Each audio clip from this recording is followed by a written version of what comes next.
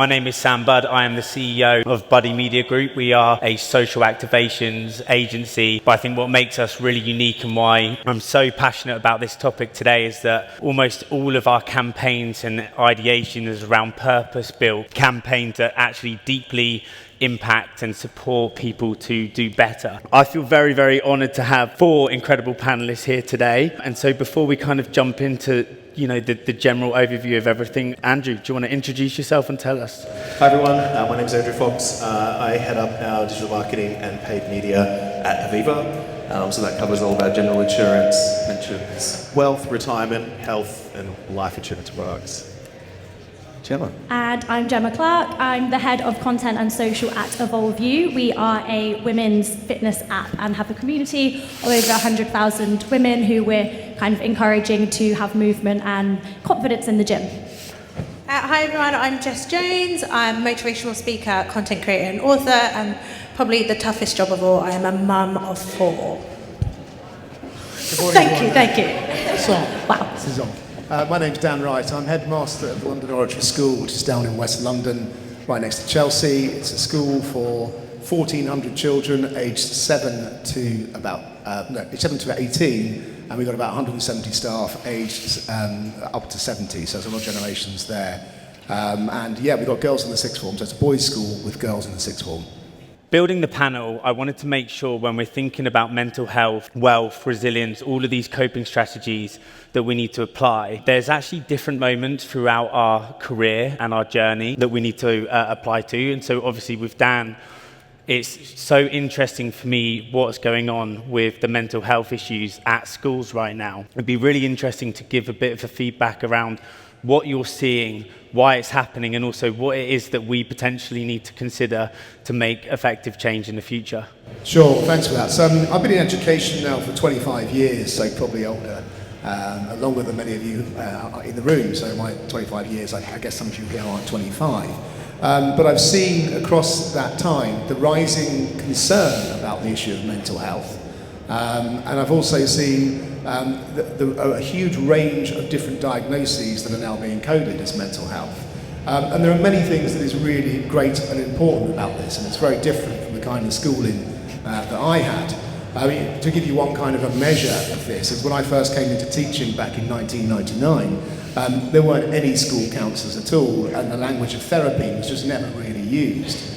And now I walk away from school this morning to come here, where we have a whole team of counsellors. We have a pastoral team that's trained in how to give therapeutic support, and we have a whole range of other things alongside that as well. But the kinds of problems that we're seeing actually link into what was going on in the speech before. A lot of that we see.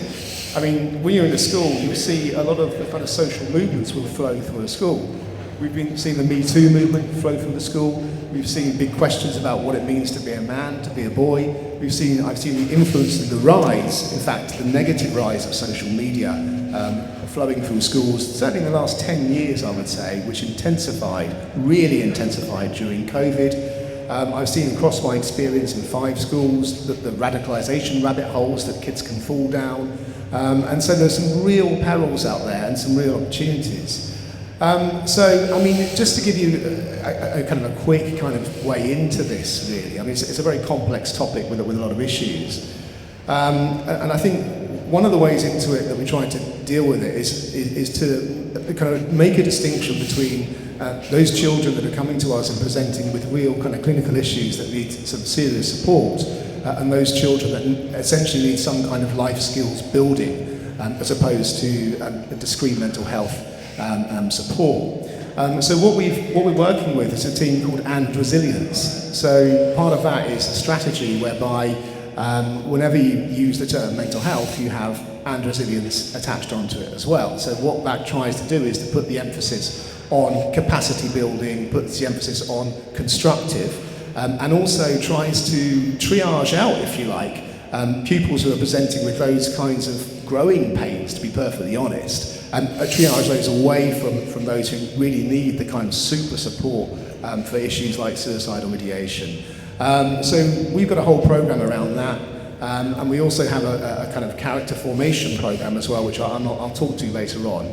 But I've seen a massive scale in the kind of nature and kind of diagnoses now, almost a pathologization of conditions. I mean, back in the old days, we'd talk about the blues, now we talk about depression.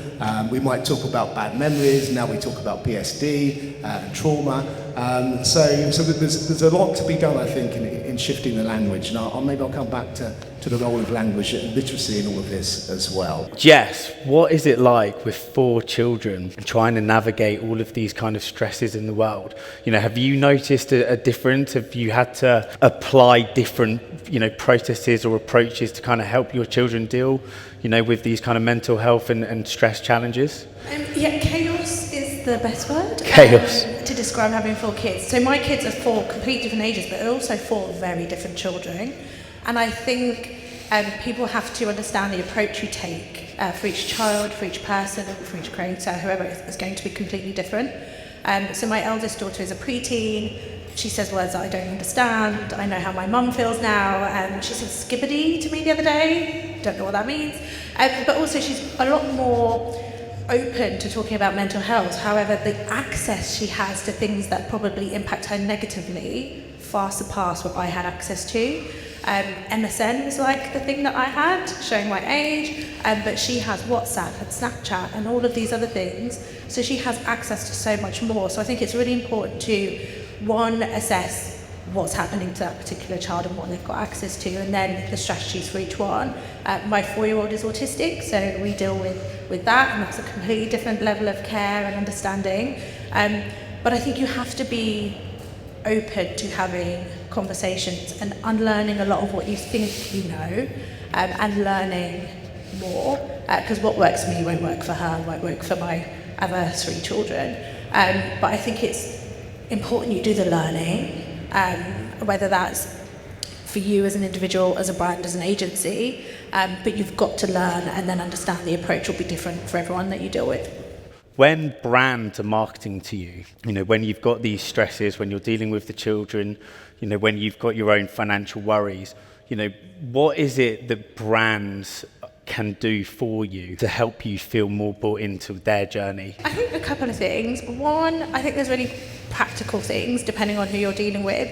So if you've got tight deadlines, speaking to someone who has 4 kids and a full-time job, you're probably not going to get a turnaround in 24 hours. So I think there's a kind of an element of preparation and understanding who you're dealing with. But that could be for anything. And for if you're dealing with people who are neurodiverse, if you're dealing for a campaign that, I don't know, whatever it might be, have you actually assessed the needs of that person, and are you approaching them with the campaign and the information in a way that they can digest and understand, and being understanding that everyone is human.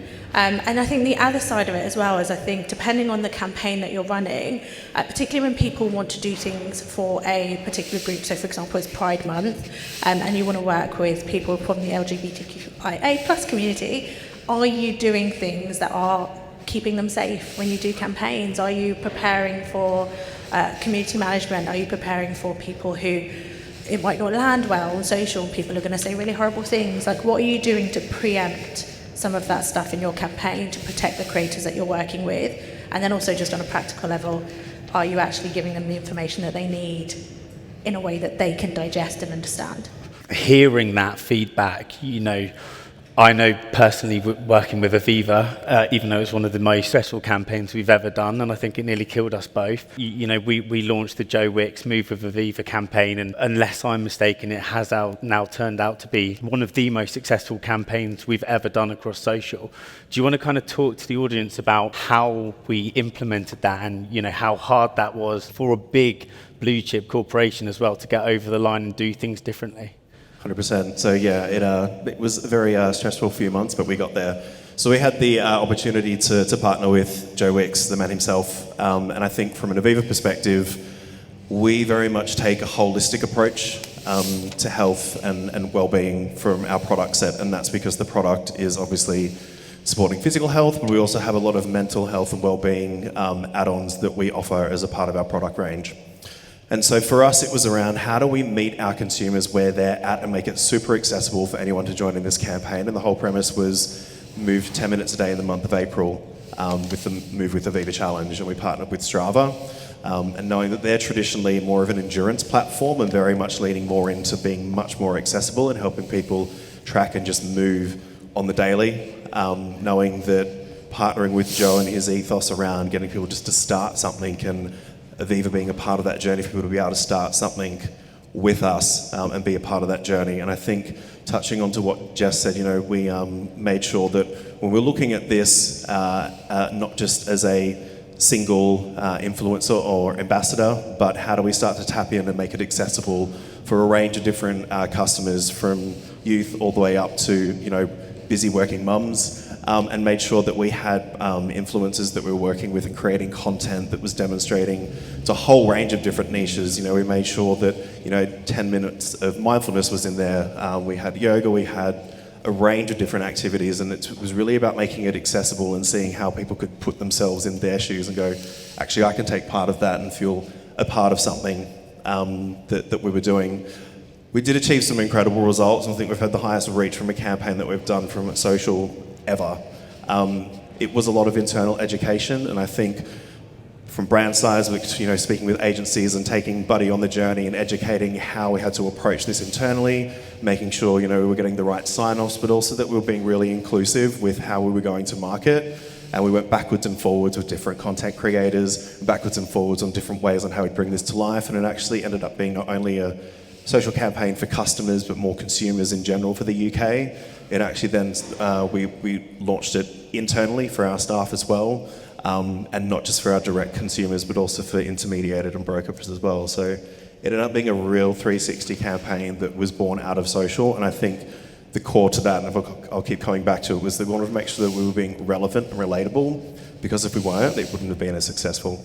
Being Evolve You, so predominantly we're obviously marketing more towards women, in particular young women, and we have a huge kind of job to do in terms of education and ensuring that women are feeling empowered from the content that we're putting out, the campaigns that we're promoting. And for those that don't know, Evolve You was kind of founded initially by Chrissy Chella, who's one of the sort of OG fitness influencers of her time, now extremely successful businesswoman with 2 companies, Honor Active and Evolve You. But initially she was of that generation of the really hard marketing of no days off and being able to work out in the gym for 5 hours a day, etc., and promoting. And I think she herself would say that we've had to adapt over time to ensure that we are being a bit more authentic and realistic with the message that we're putting out. So, we're 5 years, 6 years into our business now, but from the beginning it was actually called Tone and Sculpt,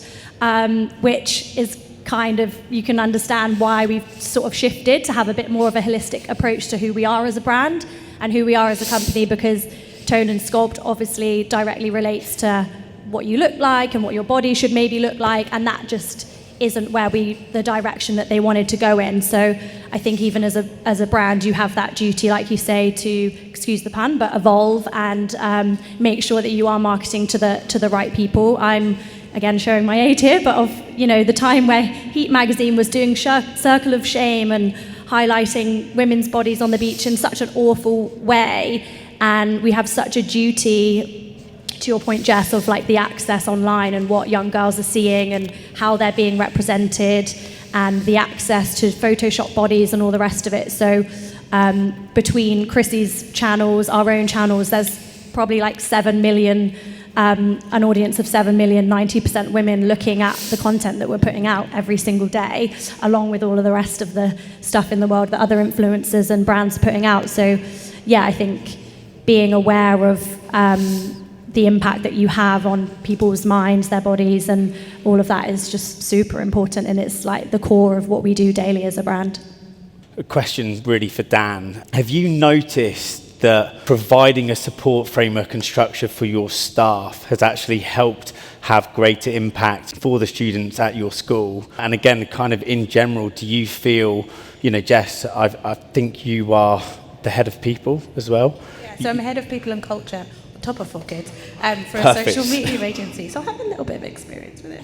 Yeah, so I think from both of you, it would be really interesting, because I think one of the biggest developments for us working with Aviva was having to navigate the crazy dynamic that is a blue chip company, but also there was different stresses, personalities, people were just completely misaligned in terms of who they are, even though they were working together in one unit. And I think at times I definitely felt for Buddy, and actually we've ended up hiring a resilience coach that's come into Buddy, because I think it's so important to improve the way that you communicate as a team and improve the way that you figure out how to set boundaries as individuals, because ultimately you will have a collective improvement in happiness, retention. It would be really interesting, particularly for your teachers, if you've seen a noticeable improvement in the students' behaviour. Yeah, I think it's a great question, and I think it's something we take very seriously. I think you've got to educate the educators at the end of the day. And we've got a staff body, so about 170 on the staff, as I mentioned, and they range in age from 23 to 70. So you've got a real intergenerational kind of conversation that's there. But then you've got a shared language that you need to have, and a shared set of concepts. Well, we have that shared set of concepts and that shared language, and we have that because we are a brand. We are a distinctive kind of school. Now, I can tell you just very quickly what our kind of brand is, and this gives you some kind of insight into what the mission and purpose of what we try and achieve as a school is. So, okay, we get great results, but there's a lot of other stuff that goes on as well, and that's kind of like the icing on the cake. Because, fundamentally, we get the teachers, we have to train up the teachers for this when they come in their own interactions and in the interactions with the children, about how our brand does things as a school. So we focus on the moral and the civic virtues in building those in children, and in members of staff have to model those particular moral and civic virtues in how they interact with the children and how they interact with each other as well. So straight away you're onto a kind of like character formation program that you are sort of modeling, and you're learning, and you're sort of delivering as well at the same time. And then the second thing we have as well, obviously we are a Catholic school, but I would say that something that we would all accept, whether we're of faith or not, is the spiritual dimension. And I think what we try and keep the emphasis on in the school is the aesthetic dimension, and that's where the language about mindfulness is coming in. But I would take that broader to talk about a sense of wonder, about awe, about self-transcendence, about spirituality, and take those seriously, and try and support our staff in taking it seriously in their lives as well. And of course, when they come to us, they know what the brand is, and that's what they're signing up to. I think the third thing I would say as well is that a school is a community. There's like a kind of parent in bricks, really. How those interactions take place across a community needs a very clear set of concepts and a clear set of framework and a shared language with a clear vision. And that shared language we drive straight out of the whole kind of virtue, character formation, mental health and resilience. So there's a wider sense of why we are there. We are not just there, the children don't come there just to learn a few things and then go and get a top job or whatever it is, or some kind of job. They come there to be formed as people, and we do that in partnership with families, with the parents around us. So yes, there is a framework. There's a staff development framework which covers pedagogy, but it also covers kind of ethos and culture, which are the more important drivers actually in what the school is. And I think what I'd say to the brands out here is we are a brand, and I've got 1,400 children in a school just down the road.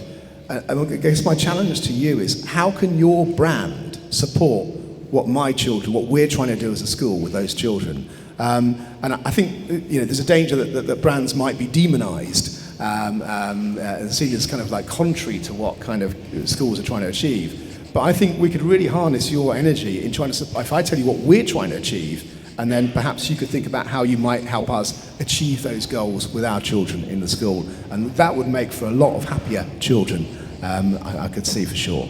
With brands in particular, they often miss the mark when they're kind of doing an activation. For me, I personally feel that they don't start with the end in mind. They don't really know where they're trying to get to, or they've put an initiative into their marketing plan, but it doesn't sit within their operations plan, and so then it can fall down. Without throwing anyone under the bus, are there any kind of recent campaigns or activations or absolute no-nos that you would have you want to talk about, or you would guide the people in this room to really consider when they're going to launch a purpose-led campaign? Well, I don't know if anyone was in the room earlier with the lady talking about the latest Bumble campaign and how that just kind of didn't hit the mark, and that was purely because they weren't listening to the audience. And not going to throw anyone under the bus, but I guess from a brand perspective of Evolve You, it's, just like we said, listening to what your audience wants and almost like not overthinking it. I think sometimes you get caught up in wanting to do these cool campaigns with big budgets, with all bells and whistles, but actually one of our most popular campaigns this year was for International Women's Day. We literally booked out a tiny little studio in Shoreditch, had a backdrop, and we brought our founder along with her little niece. We brought one of our trainers along with her mum. We brought one of our employees along with her daughter, and we just sat them down and we just said, what legacy would you like to leave, as a woman, to your niece, to your daughter, to your friends? We had 2 community members in who were best friends, and just watching them have like a really nice, candid chat about how proud they were of one another and, what Chrissy wanted to see from her niece, like as she grows up. And that was it. And it was like one of our most popular campaigns because it just hit people in the feels and thought, there was that, obviously there was that relation to movement and everything. We're always going to have that. We're a fitness brand, but we didn't overthink it and we didn't try and like shoehorn that message in. So I think just, I'd say like not overthinking it, being a bit more emotive and having that kind of feeling, and not always having a product to sell at the end of it. Sometimes you can forget the product as the end point, and actually that will come after because maybe they trust in you a bit more and they want to give it a go rather than always being like, sell, buy from us. Yeah, I think Andrew's, you're about to jump straight in there, aren't you? Of course. So I think, customer insight. We often forget we want to do these amazing, sexy, cool things as brands, but actually, what does the customer need and what's the customer talking about? So, an example, we launched our Aviva UK TikTok channel last year, and off the back of our Working Lives report, we found that there was a massive underserved segment around information for 20-somethings around planning for retirement. Now I can hear everyone groan and I see the eyes roll, right? So, God, I don't want to think about that. But actually, by 2050, it'll be the most underserved segment. And it's like, okay, well, us as a big brand and leading in financial services actually need to start taking a stand and start doing something from the ground up to start to, create and pepper through relevant content that's, bite-sizable chunks people can take away and actually start to be part of the conversation and be thought-provoking versus preaching and going, you need to do this, you need to do that. So I think just picking up what Gemma said around, meeting your customers where you are, but also being a part of that conversation. We could have gone and done a massive campaign, but actually we want to be a part of those conversations in the platforms that are already happening. And, TikTok's obviously a channel that's growing. We're looking to expand that out across other channels as well. But I think it's really important to just stop and think and go, right, how can we make an impact on that customer's life?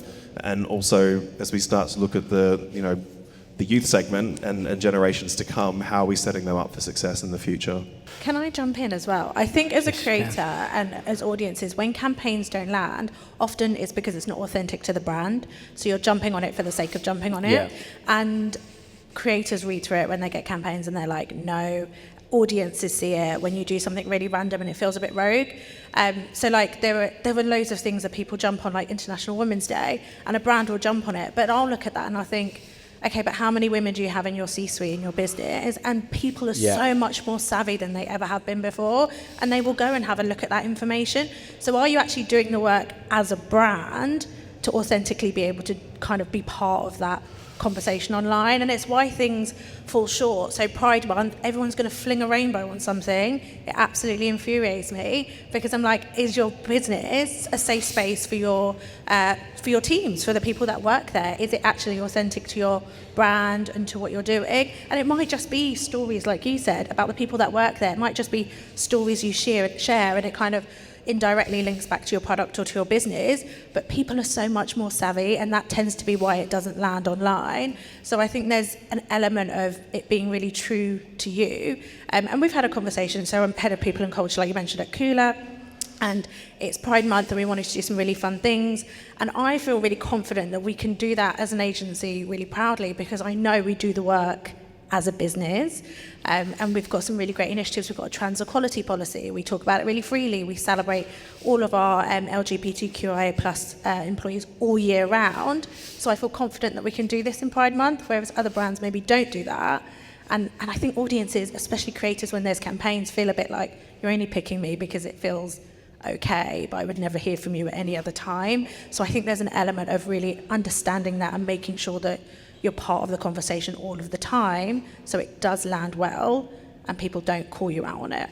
Particularly when you're kind of coming up with a campaign activation and you're really trying to, engage a specific audience. I think you have to give them a purpose. I think community, which is, I know we're running out of time, but community is such a critical element for improving resilience and mental health, for actually igniting movement, affecting change, really sparking something that has a bigger impact than just these flash in the pan moments. I can imagine, Gemma, with Evolve You in particular, 100,000 community members, how do you leverage communities to really maximize the impact of your brand?